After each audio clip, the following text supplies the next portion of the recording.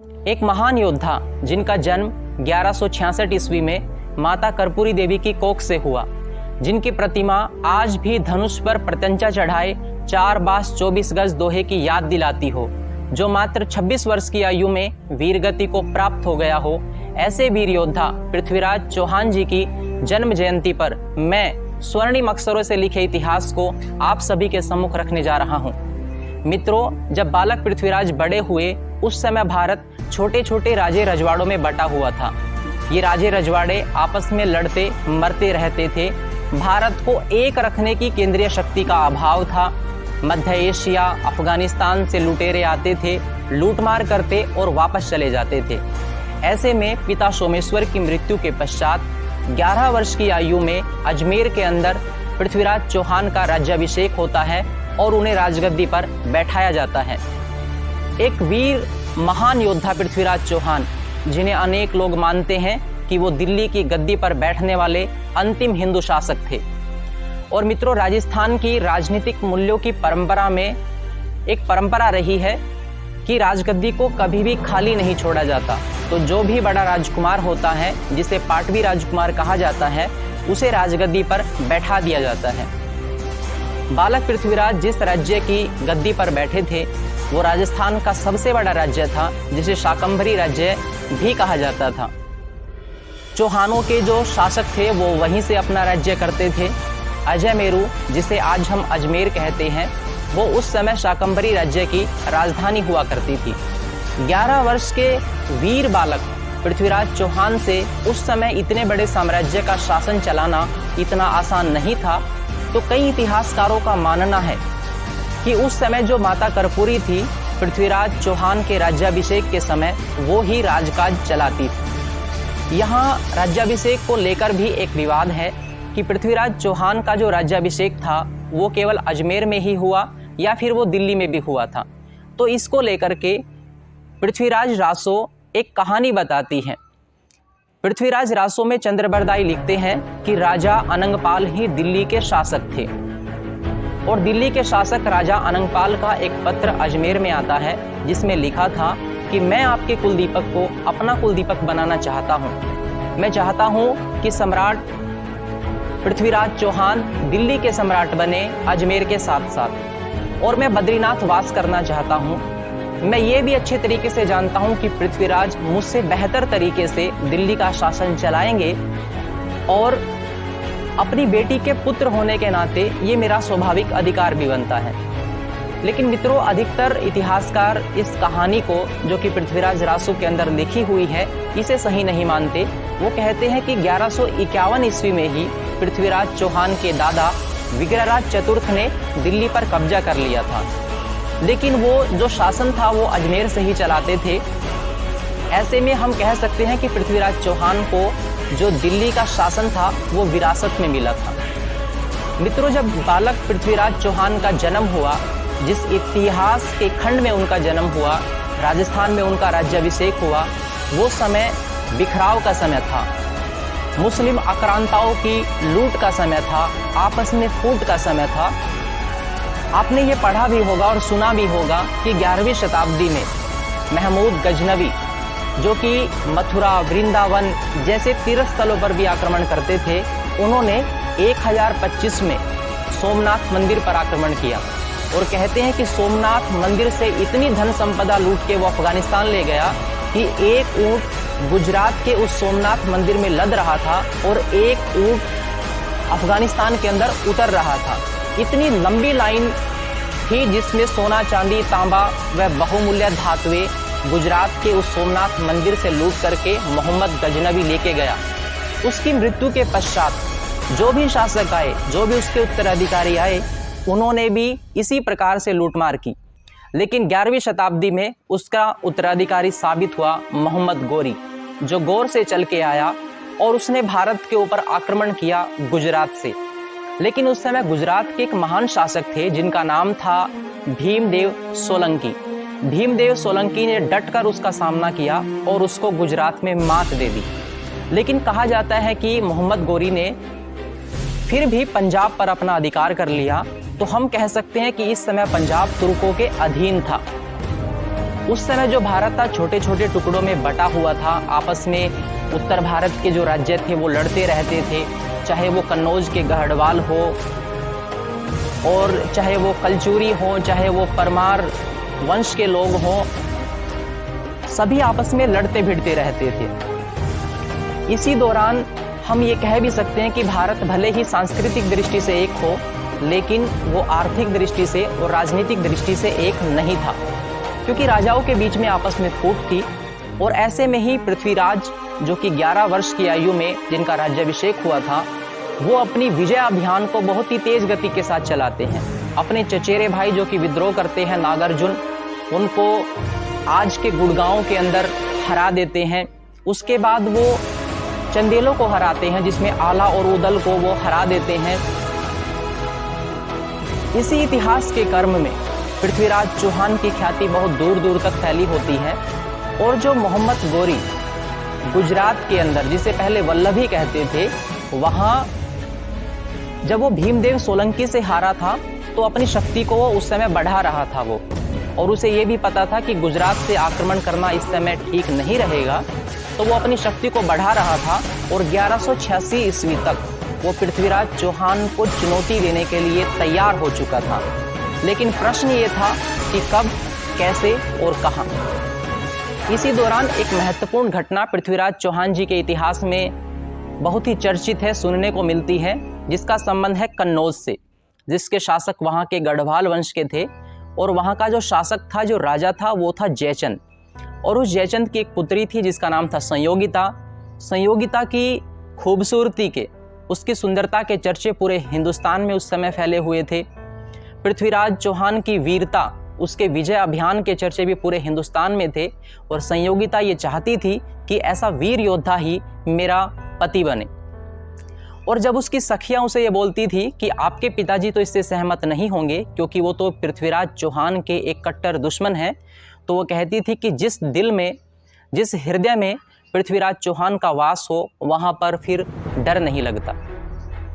इसी घटना के दरमियान मोहम्मद गौरी तैयारी करता है भारत पर आक्रमण करने के लिए।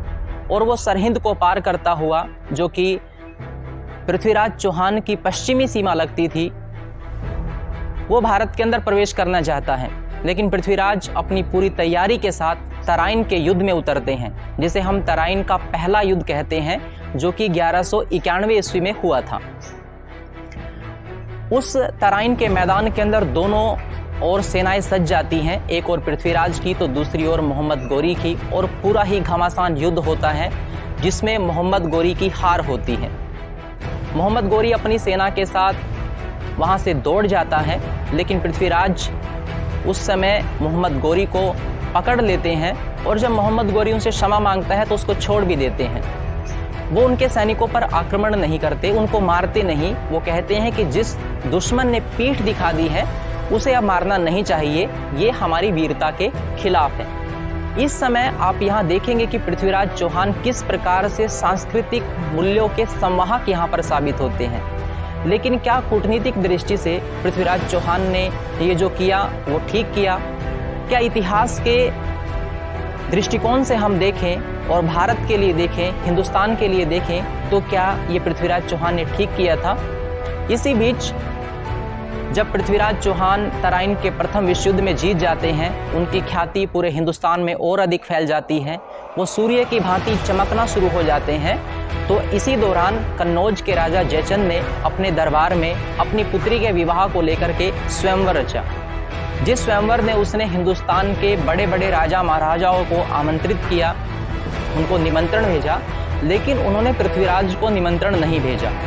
और यहाँ तक कि उनकी बेइज्जती करने के लिए उनका एक स्टैचू, उनका एक बुत द्वारपाल के रूप में बना करके उसको मुख्य प्रवेश द्वार पर खड़ा कर दिया। जब स्वयंवर प्रथा प्रारंभ हुई, स्वयंवर जब प्रारंभ हुआ, तो जो संयोगिता है वो पृथ्वीराज चौहान के जो स्टैचू है, जो मूर्ति है, उसके गले में माला पहना देती है। और पृथ्वीराज जो कि पहले से वहाँ पर भेष बदल करके उपस्थित हैं, वो संयोगिता को अपने साथ लेकर वहाँ से चले जाते हैं। अब प्रश्न कई बार यहाँ पर यह उठता है कि क्या पृथ्वीराज चौहान ने ऐसा ठीक किया? ये ठीक किया, क्योंकि धर्मशास्त्रों के अनुसार स्वयंवर को आधिकारिक मान्यता प्राप्त है। और पृथ्वीराज ने संयोगिता का अपहरण तब ही किया जब उन्होंने स्वयं से पृथ्वीराज को अपना वर मान लिया। इसी दौरान चंद्रबरदाई अपनी पृथ्वीराज रासों में लिखते हैं कि पृथ्वीराज चौहान संयोगिता के साथ अपना जीवन व्यतीत करना शुरू कर देते हैं। वो संयोगिता को दिल्ली ले आते हैं, लेकिन इसी समय का फ़ायदा उठा करके मोहम्मद गोरी पुनः फिर तैयारी करता है, जिसे हम बाद में जानेंगे कि तराइन का दूसरा युद्ध, द्वितीय युद्ध जो हुआ था 1192 में। लेकिन उस समय पृथ्वीराज चौहान अपने लोगों से दूर होते गए। मोहम्मद गोरी ने अपना सैनिक शक्ति बढ़ाई, सैनिकों को प्रशिक्षण दिया, एक बड़ी लंबी चौड़ी सेना उसने तैयार की और 1.25 लाख सैनिकों जो कि कवचधारी थे, ऐसे योद्धाओं को लेकर के वो तराइन के युद्ध में पहुंच गया। लेकिन पृथ्वीराज इस सूचना से अभी भी अनभिज्ञ थे, उनको इसके बारे में जानकारी नहीं थी। चंद्रबरदाई उनको अपनी जान की बाजी लगाकर उनके अंतापुर में जाकर के उनको ये सूचना देते हैं। तो ऐसी स्थिति में तो उनको ये सूचना मिलती है कि मोहम्मद गोरी यहाँ पर आक्रमण करने के लिए आ गया। अब दोबारा फिर उसी मैदान के अंदर, उसी प्रतिद्वंदी के सामने फिर से युद्ध होता है। लेकिन क्या परिणाम फिर से वही होगा? लेकिन हम यहाँ पर देखेंगे कि पृथ्वीराज चौहान की सेना और मोहम्मद गोरी की सेना दोनों आपस में लड़ते हैं। सारे राजपूत पूरी वीरता के साथ लड़ते हैं, लेकिन विजयश्री हाथ लगती है मोहम्मद गोरी के हाथों। अब यहाँ हार केवल मात्र और पृथ्वीराज चौहान की नहीं है, यहाँ हार है पूरे हिंदुस्तान की। क्योंकि उस समय मोहम्मद गोरी जिस प्रकार से पूरे भारत को रोंद रहा था, उस मोहम्मद गोरी को रोकने के लिए पूरे हिंदुस्तान में कोई दूसरा पृथ्वीराज नहीं था। कहते हैं कि पृथ्वीराज उस युद्ध के मैदान से भाग निकले और उनके सैनिकों के द्वारा, मोहम्मद गोरी के सैनिकों के द्वारा उनको सिरसा में पकड़ लिया गया। इतिहास में बहुत सी घटनाएं प्रचलित हैं। पहली घटना ये कहती है कि मोहम्मद गोरी ने पृथ्वीराज को वहीं युद्ध के मैदान में मार दिया। दूसरी घटना ये कहती है कि पृथ्वीराज चौहान ने मोहम्मद गोरी की अधीनता स्वीकार कर ली। ऐसा बहुत से इतिहासकारों का कहना है और उस समय के सिक्के भी वहाँ पर मिलते हैं। लेकिन तीसरी कहानी जो सबसे अधिक प्रचलित है, वो कहानी है कि मोहम्मद गोरी पृथ्वीराज चौहान को अपने साथ पकड़ करके अफगानिस्तान के गजनी ले जाते हैं और वहाँ उसको खड़ा करके कहते हैं कि ये वो जाबाज है जिससे हिंदुस्तान के प्रत्येक शासक, राजे महाराजे लड़ते हैं, लेकिन ये आज मेरे सामने हाथ बांधे खड़ा हुआ है, जिससे हिंदुस्तान के राजे महाराजे डरते थे। आज वो मेरे सामने बंदी बना हुआ, जिसकी आंखें गरम सरियों से निकलवा दी गई हैं, वो मेरे सामने असहाय खड़ा है। और वो कहता है कि मैं इसको इतनी आसानी से नहीं मारूंगा। मुझे पता लगा है इसके मित्र के द्वारा कि ये एक शब्द भेदी बाण चलाना जानता है। और वो फिर पृथ्वीराज चौहान को आवाहन देता है। वो अपने सैनिकों से कहता है कि इसकी हथकड़ियाँ खोल दी जाएं, इसके हाथों में धनुष और बाण दे दिया जाए। और फिर वो बहुत ऊंची ऊंची आवाज में चीखता है कि बाण चला रहा है पिथोरा, बाण चला रहा है पिथोरा।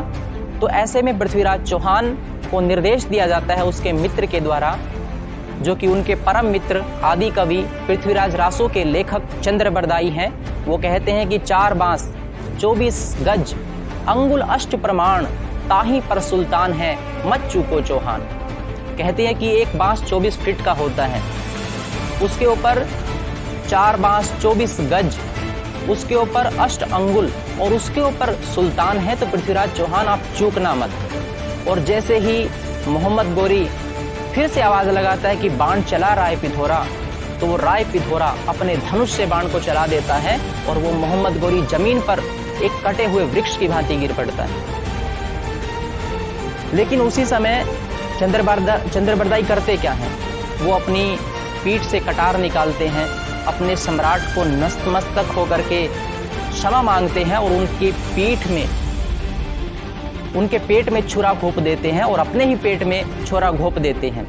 और ये कहते हैं कि ये सारी की सारी घटना पृथ्वीराज रासों के अंदर लिखी हुई है। इस घटना से पहले ही चंद्रबरदाई ने ये जो पृथ्वीराज रासो है, ये अपने पुत्र को, अपने बेटे को सौंप दी थी और इसी को लिखने का काम पृथ्वीराज चौहान के जो कवि थे चंद्रबरदाई, उनके पुत्र ने इनको लिखा था। अब ये प्रश्न ये उठता है कि क्या केवल इस हार से केवल एकमात्र राजा की हार मान ली जाए?